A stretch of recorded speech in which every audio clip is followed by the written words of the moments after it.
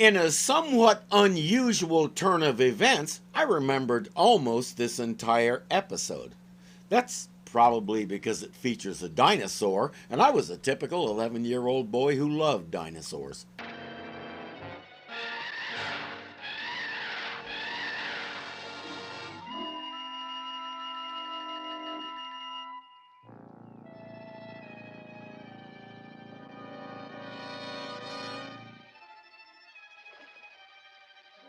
The dugout canoe suggests that we're somewhere in the Americas.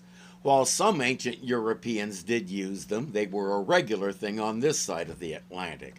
Later on, we'll learn that we're back in the Amazon jungle before we started calling it a rainforest instead. Turu!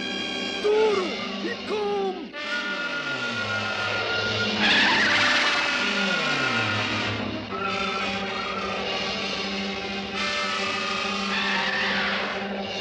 Gentlemen, I suggest you get out of the middle of the river, get to shore, and find cover.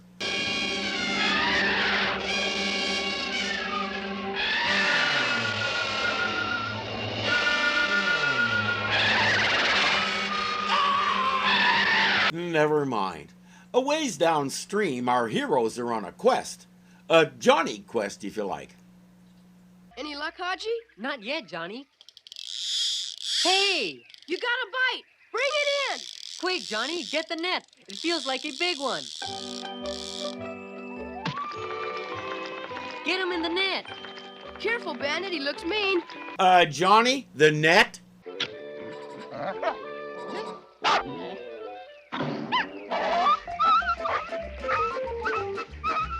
No, Bandit. Fishtailing is something you usually do in a car. In a phenomenal missed opportunity, he didn't accidentally fling the fish back into the water. What's the matter, Bandit? The kid's picking on you? Troubles, old boy?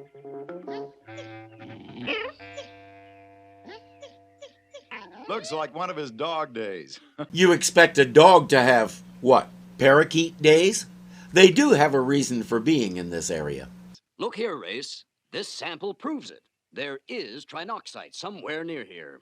Trinoxite? Yes, a new metal, and absolutely essential to the space program. Keep in mind, it was only 3 years earlier that the first ever human went into space. America's Mercury program, using single-passenger vehicles, had just wrapped up, and the Gemini phase with 2 passengers was underway. A couple of years later, Apollo, with 3 passengers, started preparing to go to the moon.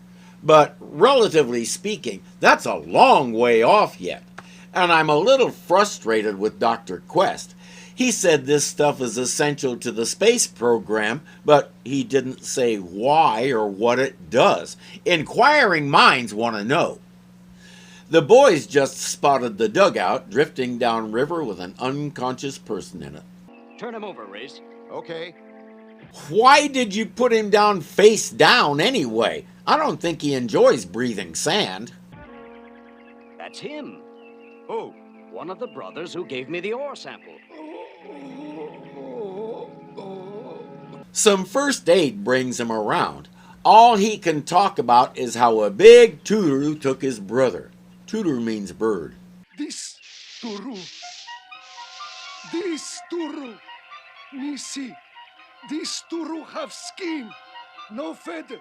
He fly. That's impossible. What is it? It's a likeness of the pteranodon. Well, there hasn't been a pteranodon on this planet for 1,000,000 years. Longer than that, but our man insists that's what took his brother. They charter a boat, take him along as a guide, and head upriver to find the source of the trinoxite and the giant bird that apparently guards it. Like good Americans, the primary goal is finding the ore, not rescuing the guy's brother. Gotta have our priorities in order.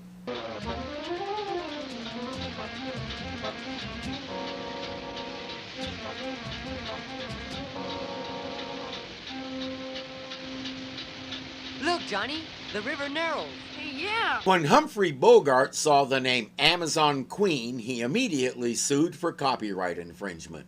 It didn't go anywhere. Hey, Dad, the jungle looks kind of spooky up ahead. Yes, it looks dark and mysterious. It's dark, all right, but it isn't too mysterious. Bad crocodile country coming up pretty soon. Crocs won't attack a boat, will they, Skipper? I've never heard of it. Mister, you haven't seen crocs till you've seen these. They'll attack anything if they're hungry enough. Race is mistaken. There are confirmed instances of crocodiles attacking boats, but our guide is also mistaken. The most common reason is the boat violated their territory, kind of like right now. Dad, crocodiles! A whole bunch of them! Big ones! I see them, Johnny. Grab guns, everybody. Here, Haji!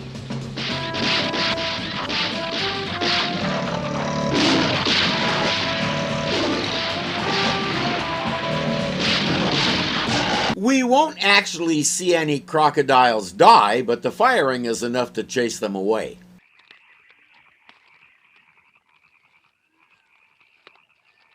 Well, so far so good, eh, Doctor? Yes, Race, and surprisingly peaceful. What was that? Turu! Turu! Turu! You hear that, Haji? Yes, Johnny, yes.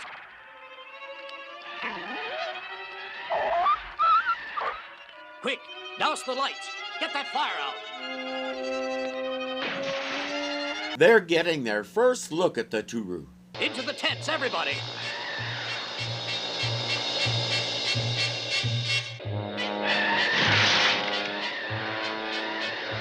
You blasted goony bird! All right, first order of business in the morning, build a stronger tent. That's the only damage it does. Then it heads back to its cave in the cliff face. Turu! Turu!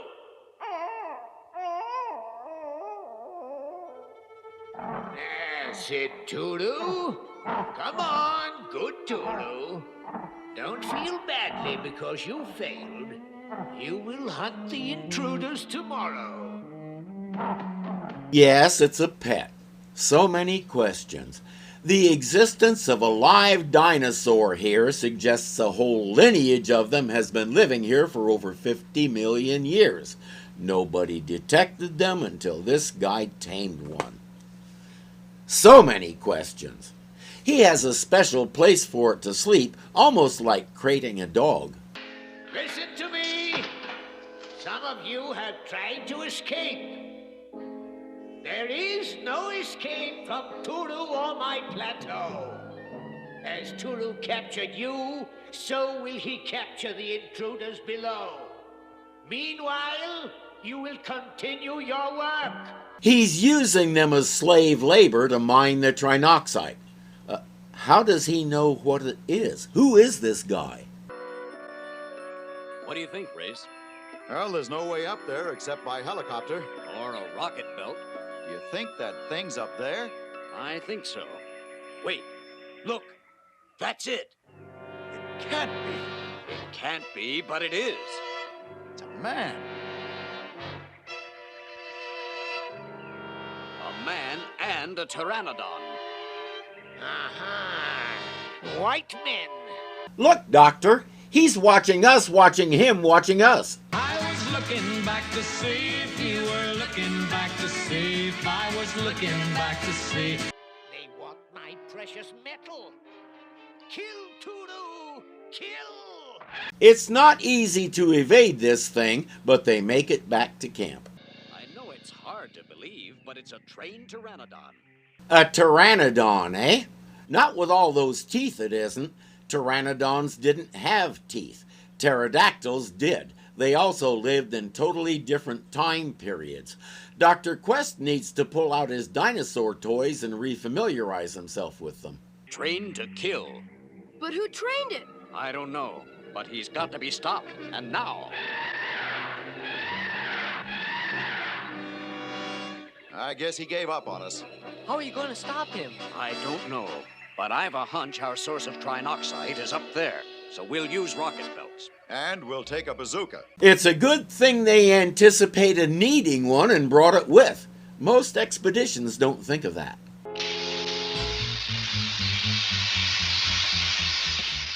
fly in close to the cliff, Race, we'll be less conspicuous.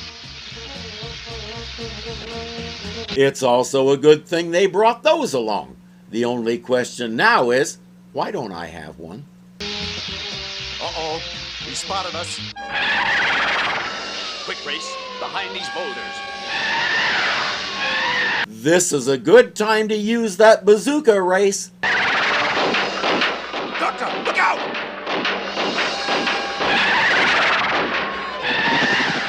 He's got me, Race. Use the bazooka. This has to work.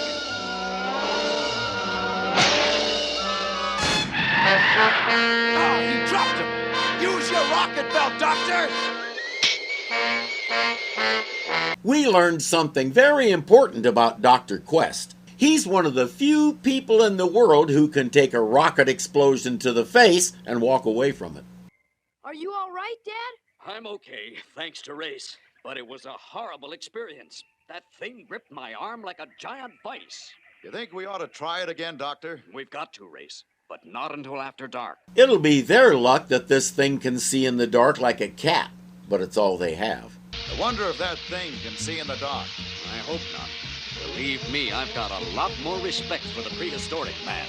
Why? These things were long gone by the time man appeared. We seem to be having a bad science day. How about those buildings? Let's go have a look. Careful now, keep low. This must be where he keeps that animal. Wonder where he is now. Asleep, I hope. Shh, listen. Sounds like digging. He is right about that, but it's hard to identify that sound wrong. So that's it, huh? He made slaves of you and killed others, and all for what he thought was silver. Thought? That's right. This isn't silver. It's the purest trinoxite ore I've ever seen. That answers one question. He didn't know what it was. Did he have any assay work done on the ore? When Ed Schieffelin found the silver deposits that created the town of Tombstone, he said the silver ore was so pure he could press a quarter into it and produce a perfect image. And even he took the ore to an assay office to find out how rich it really was. Our Turu trainer must have skipped that step. That tells us he's a whiz-bang at animal training, not so great at the mining gig. Well, since he doesn't even know what he's digging, we'll have to take this off his hands. In, Turu, in.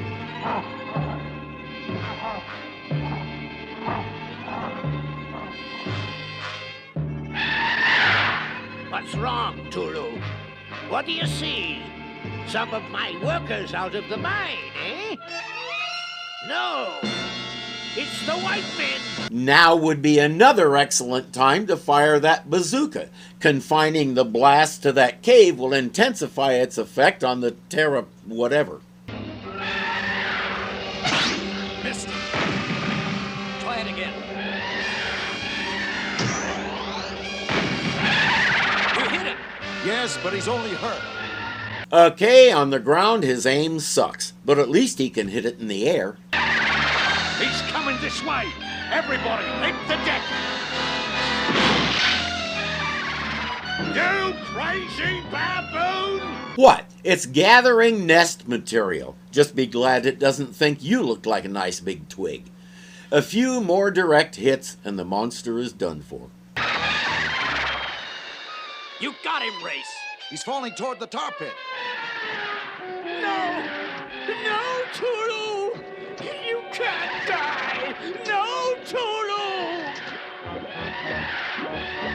There are some tar pits in South America, and the ones in Venezuela are especially loaded with fossils. Hey, paleontologists, I found a new one for you. That crazy old man, he's heading for the pit. He'll fall in.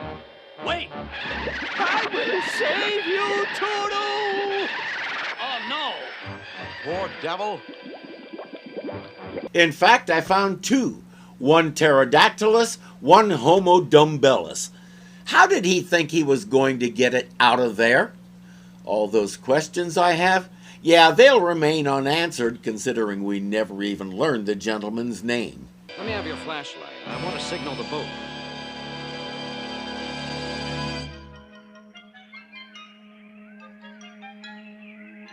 What is he saying, Johnny?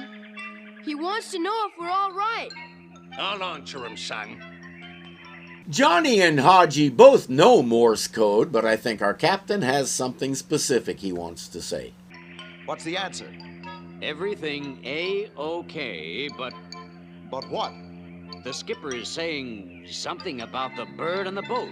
What about them? Please, Race. You know I never use that kind of language.